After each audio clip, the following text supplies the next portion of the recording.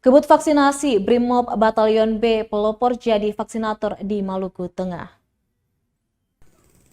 Sebagai upaya membantu pemerintah mengejar target herd immunity, Brimob Polda Maluku Batalion B pelopor ikut menjadi vaksinator.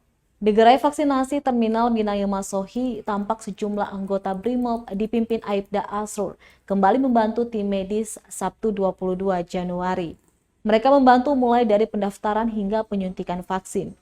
Komandan Satbrimob Polda Maluku, Kombes Pol M. Guntur melalui Wakil Komandan Batalion B Pelopor, AKP Hidayat berharap kehadiran anggotanya di lapangan dapat meningkatkan animo warga melakukan vaksinasi guna mewujudkan herd immunity.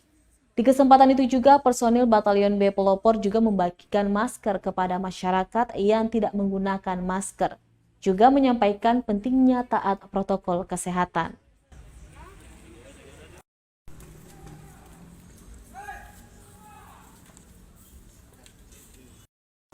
Bulan 2 ya? Bulan depan. Ini foto dong. Vaksin pertama nih.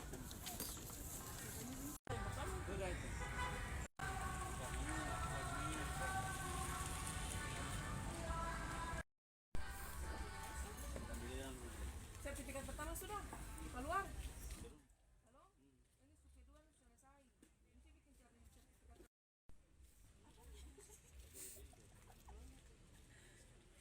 Terima kasih sudah nonton. Jangan lupa like, subscribe, dan share ya.